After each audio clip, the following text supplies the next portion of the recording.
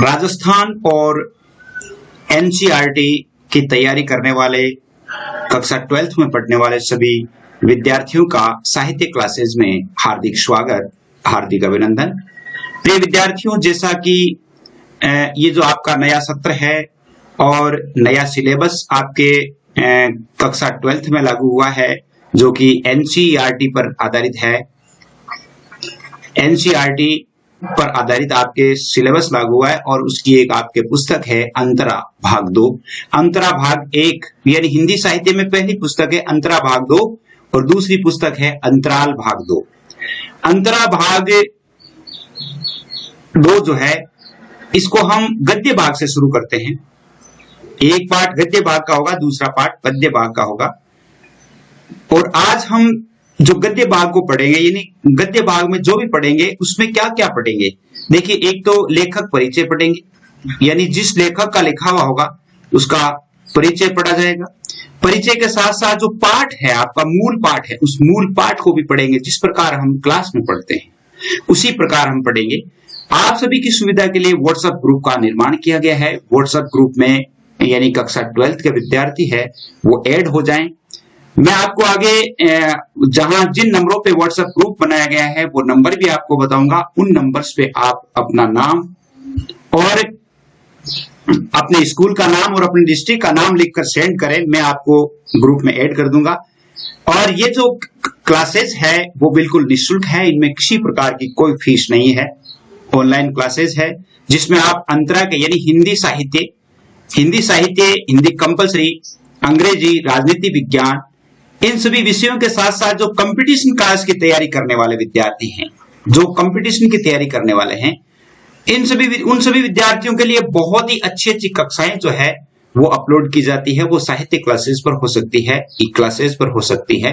तो आप निश्चित रूप से मेरे साथ बने रहें और हम जो आगे बढ़ेंगे आपको संपूर्ण कंप्लीट जो सिलेबस है वो आपको हिंदी साहित्य का, हिंदी कंपलसरी का, इंग्लिश का और राजनीति विज्ञान का कंप्लीट सिलेबस आपको करवाया जाएगा। नए पाठ्यक्रम के अनुसार एनसीईआरटी की जो बुक्स लागू हुई है उनके आधार पर तैयार करवाया जाएगा। तो आप मेरे साथ बने रहें। आपको जो होमवर्क दिया जाता है, यानी इसमें जो प्रश्न पूछे जाते हैं, बीच बीच में जो पाठ में जो प्रश्न बनते हैं, वो प्रश्न भी हम अवश्य ही उन पर भी चर्चा करेंगे कि इस पाठ का जो प्रश्न बनता है, इस प्रश्न का उत्तर क्या हो सकता है। तो प्रत्येक चीज को हम क्लियर करते हुए चलेंगे और आप मेरे साथ बने रहें। कंपटीशन क्लास की तैयारी करने वाले जो विद्यार्थी सीनियर पास कर चुके हैं और वो कंपटीशन के ग्राउंड में आ चुके हैं, उन विद्यार्थियों को मेरे साथ बने रहना चाहिए, ताकि यानी राजस्थान लेवल की तो है ही है, इसके अलावा जो भारत लेवल की यानी अखिल भारतीय स्तर की जितनी भी एग्जाम्स है, उन सभी एग्जाम से संबंधित आपके लिए वीडियोस अपलोड किए जाते हैं, मोटिवेशनल वीडियोस अपलोड किए जाते हैं। तो आप मेरे साथ बने रहें, चैनल को सब्सक्राइब करें, ताकि जो ही वीडियो अपलोड होता है, अपलोड होते ही आपके पास उसका नोटिफिकेशन आ जाए। तो देखिए, अपन देखते हैं आज का पाठ। गद्य भाग में हम पाठ पढ़ रहे हैं आचार्य रामचंद्र शुक्ल का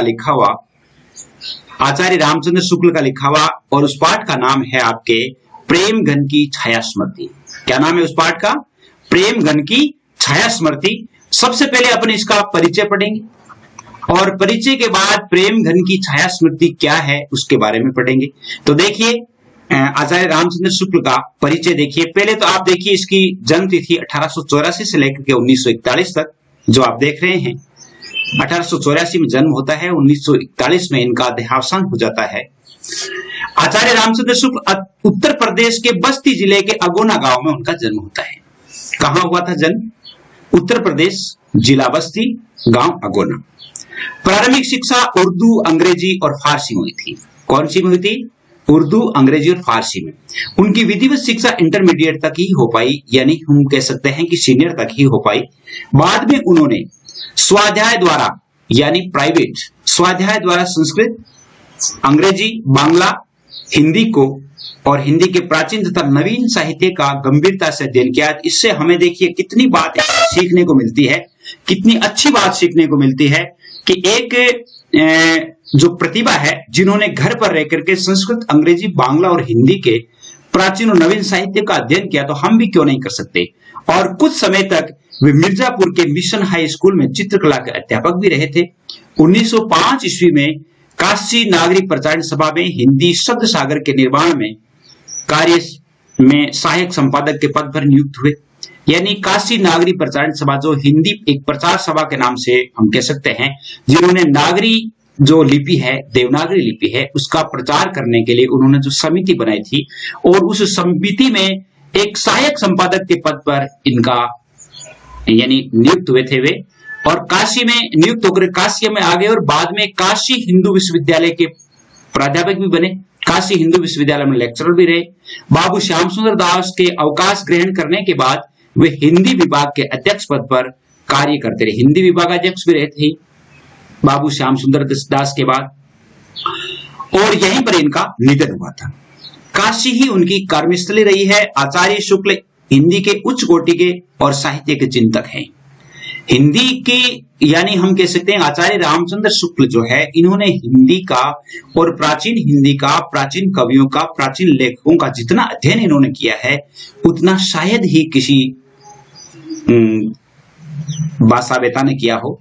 इन्होंने विज्ञान, दर्शन, इतिहास, भाषा विज्ञान, साहित्य और समाज के विभिन्न पक्षों से संबंधित, लेखों से संबंधित उन्होंने पुस्तकें लिखी। पुस्तकों के मौलिक लेखन, संपादन, अनुवादों के बीच से उनका जो ज्ञान संपन्न व्यक्तित्व उभरता है वो बहुत बेजोड़ है। यानी उन्होंने मौलिक पुस्तकें भी लिखी, कई पुस्तकों का उन्होंने संपादन किया है, कई जो अंग्रेजी की पुस्तकें थी या जैसे मान लो प्राचीन हिंदी की पुस्तकें थी, उन पुस्तकों को सरल भाषा में या देवनागरी लिपि में अनुवाद करने का कार्य भी इन्होंने किया है। तो इनका व्यक्तित्व जो था वो बेजोड़ था। उन्होंने भारतीय साहित्य की नई अवधारणा प्रस्तुत की और हिंदी आलोचना का नया स्वरूप भी विकसित किया। हिंदी साहित्य के इतिहास को व्यवस्थित करते हुए उन्होंने हिंदी कवियों की सम्यक समीक्षा की तथा इतिहास में उनका स्थान निर्धारित किया। हिंदी साहित्य का इतिहास जो है, हिंदी साहित्य का इतिहास अपन पढ़ रहे हैं, जैसे हिंदी साहित्य का इतिहास जो विद्यार्थी साहित्य के हैं तो उन्हें पढ़ना चाहिए। हिंदी साहित्य के इतिहास की जो सबसे सटीक और सबसे यदि प्रामाणिक पुस्तक प्राप्त होती है तो वो आचार्य रामचंद्र शुक्ल की पुस्तक ही प्राप्त होती है। आगे देखिए, आलोचनात्मक लेखन के अलावा उन्होंने भाव और मनोविकार संबंधी उच्च कोटि के निबंधों की रचना भी इन्होंने की है। शुक्ल जी की गद्य शैली विवेचनात्मक है, जिसमें विचारशीलता, सूक्ष्म तर्क योजना, सहृदयता का योग है। व्यंग्य और विनोद का प्रयोग करते हुए वे अपनी गद्य शैली को जीवंत और प्रभावशाली बनाते हैं। व्यंग्य और विनोद यानी साथ साथ में व्यंग्य भी है और विनोद भी है, हंसी मजाक भी है, जिससे क्या है कि वो एक प्रभावशाली व्यक्तित्व के रूप में उभरते हैं। उनके लेखन में विचारों की दृढ़ता, निर्भीकता, आत्मविश्वास की एकता मिलती है। उनका जो विचार है दृढ़ है, निर्भीक है और आत्मविश्वास है। उनका शब्द चयन और शब्द संयोजन बहुत व्यापक है। इन्होंने जो शब्दों का चयन किया है और शब्दों को साथ साथ संयोजित किया बहुत व्यापक है, जिसमें तत्सम शब्दों से लेकर उर्दू शब्दों तक का प्रयोग दिखाई देता है। उन्होंने ये नहीं है कि उर्दू से परहेज किया है, उर्दू के शब्दों का भी उन्होंने प्रयोग किया है, क्योंकि उर्दू भी एक हिंदी की ही भाषा है, हिंदी की एक शाखा है। इसलिए अत्यंत सार गर्भित, विचार प्रधान, सूत्रात्मक वाक्य रचना की गद्य शैली एक बहुत बड़ी विशेषता। इनके गद्य शैली की यदि हम विशेषता देखें तो सार गर्भित है, विचार प्रधान है और सूत्रात्मक वाक्य है। आचार्य शुक्ल की कीर्ति का अक्षय स्रोत उनके द्वारा लिखित हिंदी साहित्य का इतिहास है। उन्होंने पहले हिंदी शब्द सागर की भूमिका के रूप में लिखा था, जो बाद में परिष्कृत और संशोधित रूप में पुस्तकाकार के रूप में प्रकाशित हुआ। यानी 1929 में जो उन्होंने एक पुस्तक प्रकाशित की थी हिंदी शब्द सागर की भूमिका, वही पुस्तक है, वो हिंदी साहित्य के इतिहास के नाम से आगे जानी गई। उनके महत्वपूर्ण ग्रंथ है गोस्वामी तुलसीदास, सूरदास, चिंतामणि के 4 खंड है, रस मीमांसा, जायसी ग्रंथावली, ब्रह्मर गीत सार, इनका संपादन किया है दोनों का, ब्रह्मर गीत सार का और जायसी ग्रंथावली का। ये इनकी मूल पुस्तकें भी है। गोस्वामी तुलसीदास है, सूरदास है, चिंतामणि है, चिंतामणि के 4 खंड है जिसमें निबंध है, और रस मीमांसा है जो कि रसों से संबंधित है। रस की परिभाषा भी इन्होंने बहुत अच्छी दी है और इनकी लंबी भूमिका भी लिखी है। संस्मरणात्मक निबंध प्रेमगन की छाया स्मृति, ये ना, ये संस्मरणात्मक निबंध है। अभी अपन जो निबंध पढ़ेंगे, अब संस्मरण क्या है? संस्मरणात्मक निबंध, संस्मरण हम किसको कहेंगे? संस्मरण का मतलब है एक ताजा याद, यानी इस प्रकार की घटना या इस प्रकार की कहानी, इस प्रकार का वाकया जो हमें अच्छी तरह से याद हो और जिसने हमें प्रभावित किया हो, हमारे जीवन में जिसका असर हो, और उसे यदि हम शब्दों में या अपनी लेखनी में लिपिबद्ध करने का प्रयास करते हैं तो उसे हम संस्मरण कहते हैं। शुक्ल जी ने हिंदी भाषा और साहित्य के प्रति अपने गंभीर रुझानों का बड़ा रोचक वर्णन किया है। उनका बचपन साहित्यिक परिवेश से भरा पूरा था। बाल्यावस्था में ही किस प्रकार भारतेंदु एवं उनके मंडल के अन्य रचनाकारों, विशेषतः प्रेमघन के सानिध्य में, बद्रीनारायण चौधरी प्रेमघन के उनका जो उपनाम है प्रेमघन, पूरा नाम है बद्रीनारायण चौधरी प्रेमघन, उनको देख करके उन पर ही लिखा हुआ है। उनके सानिध्य में शुक्ल जी का साहित्यकार आकार ग्रहण करता है, मतलब उन्होंने जो साहित्य का आकार यानी साहित्यिक रूप के साथ साथ जब उन्होंने साथ पाया या साहित्य में यदि उनकी गहरी रुचि हुई तो उसमें प्रेमगंज जी का बहुत अधिक योगदान है। अब देखिए ये जो मूल पाठ है, यहां से मूल पाठ है, अपन जो पाठ पढ़ेंगे वो परिचय था। परिचय पढ़ने के बाद जैसे उनकी अत्यंत मनोहर झांकी उन्होंने प्रस्तुत की है। प्रेमघन के व्यक्तित्व ने शुक्ल जी की समवयस्क मंडली को किस तरह प्रभावित किया। समवयस्क मतलब उनके आयु के जो रचनाकार थे उस मंडली को उन्होंने किस तरह प्रभावित किया, हिंदी के प्रति किस प्रकार आकर्षित किया और किसी रचनाकार के व्यक्तित्व निर्माण आदि से संबंधित पहलुओं का बड़ा चित्त आकर्षक चित्रण इस निबंध में किया। यह संस्मरणात्मक निबंध जो है, इस निबंध में इन्होंने बहुत ही अच्छा वर्णन किया है। देखिए प्रेमघन की छाया स्मृति यानी प्रेमघन, ये जो हमें किस प्रकार याद आता है, किस प्रकार उनका बद्रीनारायण चौधरी प्रेमघन से उनकी मुलाकात हुई, किस प्रकार उनके सानिध्य में गए, क्या उन्होंने देखा, क्या उनके जीवन पर असर हुआ, वो हम पढ़कर देखते हैं। लेखक लिखते हैं कि मेरे पिताजी फारसी के अच्छे ज्ञाता और पुरानी हिंदी कविता के बड़े प्रेमी थे। ये उनके पिताजी की एक विशेषता थी। फारसी कवियों की उक्तियों को हिंदी कवियों की उक्तियों के साथ मिलाने में उन्हें बड़ा आनंद आता था। फारसी की जो उक्तियां थी यानी जिसको कहावतें हम कह सकते हैं, उन कहावतों को हिंदी में मिलाने में बहुत बड़ा आनंद आता था उन्हें। विराट को प्राय रामचरितमानस और रामचंद्रिका घर के सब लोगों को एकत्रित करके बड़े चित्ताकर्षक ढंग से पढ़ते थे। रामचरितमानस तो आपको पता है तुलसीदास की लिखी हुई, रामचंद्रिका जो है केशवदास की लिखी हुई है, और केशवदास जो है आपको पता है हिंदी साहित्य में सबसे अधिक यदि कठिन काव्य लिखने वाले कोई कवि हैं तो वो है केशवदास। घर के सब लोगों को एकत्र करके और ये रामचरितमानस भी पढ़ते थे, रामचंद्रिका भी पढ़ते थे। आधुनिक हिंदी साहित्य में भारतेंदु जी के नाटक उन्हें बहुत प्रिय थे। अब देखिए किसके नाटक प्रिय थे, भारतेंदु जी के नाटक। उन्हें भी वे कभी कभी सुनाया करते थे। जब उनकी बदली हमीरपुर जिले की राठ तहसील में मिर्जापुर में हुई तब मेरी अवस्था 8 वर्ष की थी। लेखक लिखते हैं यानी ये जो सारी जो है रामचरितमानस वगैरह ये रामचंद्रिका कौन सुनाते थे, उनके पिताजी। और ये कहते हैं कि मेरे पिताजी जो नौकरी करते थे और उनका जब ट्रांसफर हमीरपुर की राठ तहसील से मिर्जापुर में हो गया था, उस समय लेखक लिखते हैं कि मेरी आयु यानी 8 वर्ष की थी। 1884 में इनका जन्म होता है, तो ये 8 वर्ष के तो 1892 की बात है। ये कब की बात है, 1892 की बात है। और उनके पहले से ही भारतेंदु के संबंध में एक अपूर्व मधुर भावना मेरे मन में जगी रहती थी। सत्य हरिश्चंद्र नाटक के नायक राजा हरिश्चंद्र और कवि हरिश्चंद्र में मेरी बाल बुद्धि में कोई भेद नहीं कर पाती थी। सत्य हरिश्चंद्र जो है राजा हरिश्चंद्र जो है, सत्य हरिश्चंद्र नाटक के जो सत्य हरिश्चंद्र है और नाटक के नायक थे हरिश्चंद्र, और कवि भारतेंदु हरिश्चंद्र ने सत्य हरिश्चंद्र नाटक लिखा था। तब वो कहते हैं कि उनका जो राजा था, इस नाटक का जो नायक है उसमें और कवि भारतेंदु हरिश्चंद्र में मुझे कोई भेद नहीं लगता था। हरिश्चंद्र सबसे दोनों की एक मिली जुली भावना, एक अपूर्व माधुर्य का संचार मेरे मन में करती थी। मिर्जापुर आने पर कुछ दिनों में सुनाई पड़ने लगा कि भारतेंदु हरिश्चंद्र के एक मित्र यहाँ रहते थे। किसके मित्र, भारतेंदु हरिश्चंद्र के, जो कि भारतेंदु हरिश्चंद्र जो हिंदी साहित्य का इतिहास शुरू होता है तो एक भारतेंदु युग के नाम से शुरू होता है। यानी भारतेंदु ने भी हिंदी साहित्य में इतना अधिक अपूर्व योगदान दिया है कि उनके नाम से युग प्रारंभ होता है। जो हिंदी के प्रसिद्ध कवि है जिनका नाम है उपाध्याय बद्रीनारायण चौधरी, और उपनाम में आगे लिखते हैं ये प्रेमघन। क्या लिखते हैं, प्रेम घन। अब लेखक लिखता है कि जब हम वहां पर मिर्जापुर आए थे तो मिर्जापुर आने पर और एक भारतेंदु हरिश्चंद्र के मित्र हैं जिनका नाम है बद्रीनारायण चौधरी, वो भी वहीं रहते हैं। भारतेंदु मंडल किसी सजीव स्मृति के प्रति मेरी कितनी उत्कंठा रही होगी यह अनुमान करने की बात है। मैं नगर से बाहर रहता था। एक दिन बालकों की मंडली जोड़ी गई जो चौधरी साहब के मकान से परिचित है। एक दिन क्या हुआ, बच्चों ने एक मंडली अर्थात एक ग्रुप बनाया और ग्रुप बना करके उन्होंने कहा कि आप में से चौधरी साहब यानी बद्रीनारायण चौधरी का मकान कौन जानता है, और वे अगवा हुए। मतलब 1.5 मील का सफर तय हुआ। 1.5 मील यानी लगभग 2-2.5 किलोमीटर।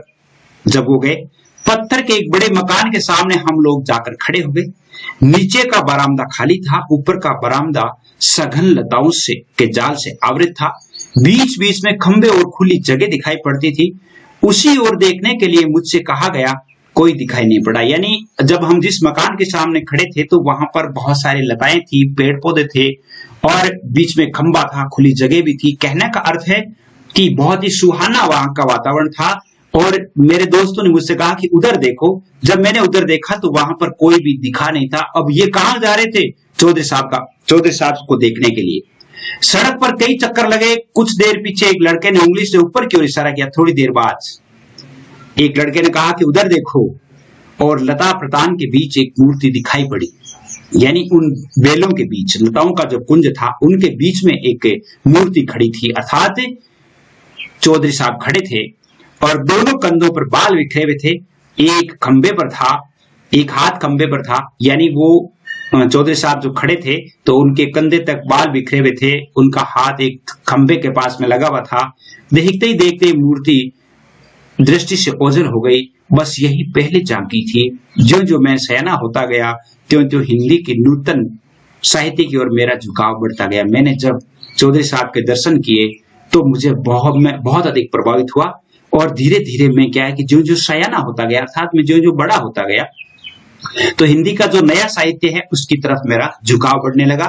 और क्वींस कॉलेज में पढ़ते समय स्वर्गीय बाबा रामकृष्ण वर्मा मेरे पिताजी के सहपाठियों में से थे। अब देखिए प्रश्न आ जाता है कि रामचंद्र शुक्ल के पिताजी के सहपाठी कौन थे? तो कौन थे? रामकृष्ण वर्मा। भारत जीवन प्रेस की पुस्तकें यहाँ प्राय मेरे यहाँ आया करती थी, पर अब पिताजी उन पुस्तकों को छिपा कर रखने लगे थे। क्यों?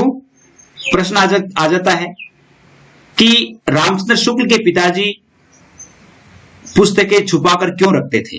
क्योंकि उन्हें डर हुआ था कि कहीं मेरा चित्त स्कूल की पढ़ाई से हट नहीं जाए, मैं बिगड़ नहीं जाऊं। यानी उन पुस्तकों की तरफ मेरा जो रुझान है वो बढ़ नहीं जाए, इसलिए वो ये चाहते थे कि पहले ये पढ़ाई कर ले। उन दिनों पंडित केदारनाथ जी पाठक ने हिंदी पुस्तकालय खोला था। किसने? केदारनाथ जी पाठक ने। और मैं वहां से पुस्तकें ला लाकर पढ़ता था। तो प्रश्न आ जाता है कि रामचंद्र शुक्ल किस पुस्तकालय से या कहां से पुस्तकें ला लाकर पढ़ते थे? केदारनाथ जी पाठक के पुस्तकालय से। एक बार एक आदमी को साथ करके मेरे पिताजी ने मुझे एक बारात में काशी भेजा। कहां भेजा? काशी। मैं उसी के साथ घूमता फिरता चौखंबा की ओर जा निकला। वहीं पर एक घर में से पंडित केदारनाथ जी पाठक निकलते दिखाई पड़े। पुस्तकालय में वे मुझे प्राय देखा करते थे। यानी पुस्तकालय में तो मैं उनसे मिलता ही था, लेकिन जिस घर की तरफ मैं जा रहा था उस घर से केदारनाथ जी पाठक यानी जो है वो उधर से निकले थे। इससे मुझे देखते ही वह वहीं खड़े हो गए, केदारनाथ जी पाठक। बात ही बात में मालूम हुआ कि जिस मकान में से वे निकले थे वह भारतेंदु जी का घर था। इसका मतलब है कि केदारनाथ पाठक कहां से आए थे? भारतेंदु जी के मकान से। भारतेंदु जी के मकान की तरफ ही रामचंद्र शुक्ल जा रहे थे। मैं बड़ी चाह और कुतूहल की दृष्टि से कुछ देर तक उस मकान की ओर न जाने किन किन भावनाओं में लीन होकर के देखता रहा। किस मकान की तरफ? भारतेंदु जी के मकान की तरफ। पाठक जी मेरी ये भावुकता देख बड़े प्रसन्न हुए। क्यों प्रसन्न हुए? जब भारतेंदु जी के मकान को देख करके और वो विभिन्न भावनाओं में लीन होकर के और उसे देख रहा था, तब उनकी भावुकता को देख करके प्रसन्न हुए और बहुत दूर मेरे साथ बातचीत करते हुए गए। भारतेंदु जी के मकान के नीचे का यह हृदय परिचय बहुत शीघ्र ही गहरी मैत्री में परिणत हो गया। 16 वर्ष की अवस्था तक पहुंचते पहुंचते पहुंचते पहुंचते मैं समवयस्क हिंदी प्रेमियों की एक खासी मंडली मुझे मिल गई। कहने का अर्थ है कि 16 वर्ष का जब था तब वह हिंदी साहित्य की या हिंदी को प्रेम करने वाले जो साहित्य है इसकी तरफ रुझान रखने वाले दोस्तों की एक मंडली बनाई गई, समूह बनाया गया, जिसमें श्रीयुत काशी प्रसाद जायसवाल, बाबा भगवान दास जी हालना और बद्रीनाथ गौड़, पंडित उमा प्रकाश द्विवेदी थे। उनकी 16 वर्षीय जो हिंदी साहित्य की मंडली थी उसमें कौन कौन व्यक्ति थे? काशी प्रसाद जी थे, भगवान दास जी थे, बद्रीनाथ जी गौड़ थे, उमा शंकर थे, ये थे। हिंदी के नए पुराने लेखकों की चर्चा बराबर इस मंडली में रहा करती थी। मैं भी अब अपने को एक लेखक मानने लगा था। हम लोगों की बातचीत प्राय लिखने पढ़ने की हिंदी में हुआ करती थी, जिससे निस्संदेह इत्यादि शब्द आया करता था, जिसमें एक शब्द था जिसको क्या कहते हैं, निस्संदेह आया करते थे। जिस स्थान पर मैं रहता था वहां अधिकतर मुख्तारों, कचहरी के अफसरों और अमलों की बस्ती थी, यानी ज्यादातर अफसर लोग वहां रहते थे। ऐसे लोगों के उर्दू कानों में हम लोगों की बोली कुछ अनोखी लगती थी, यानी वो लोग उर्दू के शब्दों का प्रयोग करते थे, उर्दू जबान थी, और जब उनके सामने खड़ी बोली का प्रयोग होता था तो वो लोगों को थोड़ा अखरता था। इसीलिए उन्होंने हम लोगों का नाम निस्संदेह रख छोड़ा था। उन्होंने किसने, यानी जो वहां रहने वाले जितने भी अफसर थे उन अफसरों ने उसका नाम, उस मंडली का नाम क्या रख दिया? निस्संदेह रख दिया। मेरे मोहल्ले में कोई मुसलमान सब जज आ गए थे। एक दिन मेरे पिताजी खड़े खड़े उनके साथ कुछ बातचीत कर रहे थे। इसी बीच मैं उधर जा निकला। पिताजी ने मेरा परिचय देते हुए उनसे कहा कि इन्हें हिंदी का बड़ा शौक है। जवाब मिला, आपको बताने की जरूरत नहीं, मैं तो इनकी सूरत देखते ही इससे वाकिफ हो गया। कौन, किसने कहा? यानी बातचीत कर रहे थे जज से और कहा कि इनको हिंदी की बड़ी अधिक इंटरेस्ट है। मेरी सूरत में ऐसी क्या बात थी इस समय नहीं कहा जा सकता था। आज से 30 वर्ष पहले की बात है। चौधरी साहब से तो अब अच्छी तरह परिचय हो गया था। अब उनके यहाँ मेरा आना जाना एक लेखक की हैसियत से होता था। हम लोग उन्हें एक पुरानी चीज समझा करते थे, यानी बहुत ओल्ड चीज समझा करते थे, और इस पुरातत्व की दृष्टि से मैं प्रेम और कुतूहल का एक अद्भुत मिश्रण रहता था। यहाँ पर यह कह देना आवश्यक है कि चौधरी साहब एक खास हिंदुस्तानी रईस थे। चौधरी साहब जो है वो एक रईसाना जिंदगी जी रहे थे। बात की काट छांट का क्या कहना, जो बातें उनके मुंह से निकलती थी उनमें एक विलक्षण वक्रता रहती थी। जो बात वो कहते थे तो कोई न कोई अर्थ लेकर के प्रकट होती थी। उनकी बातचीत का ढंग उनके लेखों के ढंग से एकदम निराला होता था। नौकरों तक के साथ उनका संवाद सुनने लायक होता था। नौकर से भी जब वो बात करते थे व्यंग्य और विनोद की बात हुआ करती थी। अगर किसी नौकर के हाथ से कभी कोई गिलास वगैरह गिर गया तो मुंह से क्या निकलता, कार्य बचा तो नहीं, यानी अरे ये बच गया कैसे। उनके प्रश्नों के पहले क्यों साहब अक्सर लगा रहता था। उनके जो प्रश्न थे उससे पहले ये अक्सर क्या बात थे, क्यों साहब, अक्सर वो प्रयोग करते थे। वे लोगों को प्राय बनाया करते थे, लोगों को प्राय बनाया करते थे। इससे उनसे मिलने वाले लोग भी उन्हें बनाने की फिक्र में रहा करते थे। मिर्जापुर में पुरानी परिपाटी के एक बहुत ही प्रतिभाशाली कवि रहते थे जिनका नाम था वामनाचार्य गिरी। क्या नाम था? वामनाचार्य गिरी।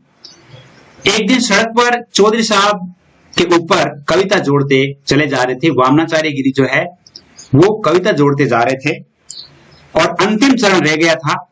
अंतिम चरण पूरा नहीं हो पा रहा था। चौधरी साहब के बरामदे में कंधे पर बाल चिटकाए खंबे के सारे खड़े दिखाई पड़े। जब वो जा रहे थे तो उधर से क्या हुआ कि जब उन्होंने चौधरी साहब को देखा तो चौधरी साहब का जो चेहरा था वो बहुत ही सौम्य था और उसके साथ साथ उनके बाल जो है वो कंधे पर लटके हुए होते थे। और उन्होंने क्या किया, उनका कवित्व पूरा हो गया और वो कवित्व वामन जी ने नीचे से ये कवित्व ललकारा जिसका अंतिम अंश क्या था, खंबा टेक खड़ी है जैसे नारी मुगलाने की। नारी अर्थात मुगल काल की जो नारी है, जिस प्रकार वो खंबा पकड़ कर खड़ी है। एक दिन कई लोग बैठे बैठे बातचीत कर रहे थे कि इतने में एक पंडित जी आ गए। चौधरी साहब ने पूछा, कहिए क्या हाल है। पंडित जी बोले, कुछ नहीं, आज एकादशी थी, कुछ जल खाया और चले आ रहे हैं। कुछ जल खाया, जल पिया नहीं, कुछ जल खाया। देखिए प्रश्न हुआ, जल ही खाया है कि कुछ फलाहार भी पिया है। उन्होंने क्या किया, जैसे मान लो पंडित जी ने ऐसे कहा कि कुछ जल खाया है, तब उन्होंने कहा कि भाई जल ही खाया है या कुछ फलाहार पिया भी है। देखिए दोनों में उल्टा प्रयोग किया है। एक दिन चौधरी साहब के एक पड़ोसी उनके यहाँ पहुंचे, देखते देखते सवाल हुआ, क्यों साहब, एक लफ्ज में अक्सर सुना करता हूं पर उसका ठीक अर्थ समझ में नहीं आया, आखिर घन चक्कर की के क्या मानी है, मतलब इसके ये घन चक्कर जो है इसका अर्थ क्या है। तब वो क्या बताते हैं, देखिए उसके क्या लक्षण हैं। पड़ोसी महाशय वाले बोले, वाह ये क्या मुश्किल बात है, एक दिन रात को सोने के पहले कागज कलम लेकर रात तक जो काम किए हो सब लिख मेरे सहपाठी पंडित लक्ष्मी नारायण चौबे, भगवान दास हालना, भगवान दास मास्टर, इन्होंने उर्दू बेगम नाम की एक बड़ी विनोदपूर्ण पुस्तक लिखी थी जिसमें उर्दू की उत्पत्ति, देखिए उर्दू बेगम, भगवान दास मास्टर और ये इन सभी ने मिलकर के एक पुस्तक लिखी थी उर्दू बेगम, उस उर्दू बेगम जिसमें उर्दू की उत्पत्ति, प्रचार आदि का वृतांत एक कहानी के ढंग में कर दिया गया था इत्यादि। कई आदमी गर्मी के दिनों में छत पर बैठकर चौधरी साहब से बातचीत करते थे। चौधरी साहब के पास ही एक लैंप जल रहा था, लैंप की बत्ती एक बार भभकने लगी, चौधरी साहब नौकरों को आवाज देने लगे। मैंने चाहा कि बढ़कर बत्ती नीचे गिरा दूं, पंडित पर लक्ष्मी नारायण ने तमाशा देखने के विचार से मुझे धीरे से रोक दिया। क्यों? लक्ष्मी नारायण ने कहा कि अरे ये बत्ती तुम रोक दोगे तो फिर मजा नहीं आएगा, अभी ये देखिए क्या बोलते हैं। और चौधरी साहब कहते जाने, अरे जब फूट जाए तभी चले आवा है, यानी अरे जब ये फूट जाएगी तब आएगा या पहले आ जाएगा। अंत में चिमनी ग्लोब के सही चकनाचूर हो गई, पर चौधरी साहब का हाथ लैंप की तरफ नहीं बढ़ा। उपाध्याय जी नागरी को भाषा मानते थे, यानी बद्रीनारायण चौधरी उपाध्याय, और बराबर नागरी भाषा को लिखा करते थे। उनका कहना था कि नागर अपभ्रंश से जो शिष्ट लोगों की भाषा विकसित हुई वही नागरी कहलाई। अब उन्होंने नागर का अर्थ यानी जैसे सभ्य लोग, चतुर लोग, और अपभ्रंश भाषा थी। आपको पता है कि जो भाषा है, जैसे संस्कृत आई, संस्कृत से जैसे मान लो वैदिक संस्कृत थी, वैदिक संस्कृत से लौकिक संस्कृत आई, लौकिक संस्कृत के बाद में पाली आई, पाली के बाद में प्राकृत आई, प्राकृत के बाद में अपभ्रंश भाषा आई। और अपभ्रंश के बारे में ये कहते हैं कि नागर अपभ्रंश से जो शिष्ट लोगों की भाषा विकसित हुई वही नागरी कहलाई। इसी प्रकार वे मिर्जापुर ने लिख करके मीरजापुर लिखते थे। देखिए एक तो मिर्जापुर है, एक तो ये मिर्जापुर है और एक मीरजापुर है। ये तो मीर का अर्थ क्या है? मीर का अर्थ है लक्ष्य, समुद्र। मीर का अर्थ क्या है? समुद्र। समुद्र। जा का मतलब है पुत्री, पुर का मतलब है नगर। तो मीर का मतलब समुद्र, जा का मतलब पुत्री। समुद्र की पुत्री कौन हुई? लक्ष्मी। कौन हुई? और पुर का मतलब पुर। पुर का मतलब है पुर। इसलिए वो क्या करते थे, मिर्जापुर को अर्थ करके वो क्या कहते थे, इसका अर्थ है लक्ष्मीपुर, यानी मीर प्लस जा प्लस पुर, मीर प्लस जा प्लस पुर। इस प्रकार जा का मतलब पुत्री, मीर का मतलब समुद्र, पुर यानी नगर। तो इस प्रकार ये पाठ है जिसमें आचार्य रामचंद्र शुक्ल ने अपने जीवन में जो संस्मरणात्मक निबंध जो इन्होंने लिखा है, बहुत ही मार्मिक निबंध है। इस निबंध को आप याद भी करेंगे, देखेंगे। अपन देखिए इसमें जो प्रश्न है वो अपन अगले वीडियो में करेंगे। इसके प्रश्न क्या क्या हैं, किस प्रकार उन प्रश्नों को लिखना है, इसके बारे में अपन थोड़ा आगे पढ़ेंगे। देखिए आप सभी की सुविधा के लिए 9610208295 इन पर आपके लिए जो नंबर बताए गए हैं, इन नंबरों पर आपके लिए व्हाट्सएप ग्रुप का निर्माण किया गया है, जिसमें कंपटीशन की तैयारी करने वालों के लिए अलग है और एकेडमिक कक्षाएं जो है अपनी जैसे 10th है, 11th है, 12th है, यानी यूं कह सकते हैं कि 6ठी से 12वीं तक के जो विद्यार्थी हैं उन सभी के लिए काम की के वीडियोज अपलोड होते हैं। तो और उन सभी के लिए अलग अलग ये बनाए गए हैं, ग्रुप बनाए गए हैं। तो 9610208295 इन पर आप निश्चित रूप से अपना नाम, अपना सब्जेक्ट, अपने जिले का नाम या स्कूल का नाम ये लिख करके आप सेंड कर दें, ताकि आपको ग्रुप में ऐड किया जा सके और ग्रुप में ऐड होने पर आप निश्चित रूप से मेरे साथ संपूर्ण हिंदी साहित्य, हिंदी साहित्य तो है ही, हिंदी साहित्य तो है ही, इसके अलावा हिंदी कंपलसरी, इसके अलावा इंग्लिश और इसके अलावा पॉलिटिकल, इन चारों विषयों का अध्ययन तो होगा ही होगा। इसके साथ इस साल जो है वो हिस्ट्री शुरू की जा सकती है। तो उम्मीद करता हूं आपको बहुत पसंद आया होगा। आज बस इतना ही। जय हिंद, जय भारत।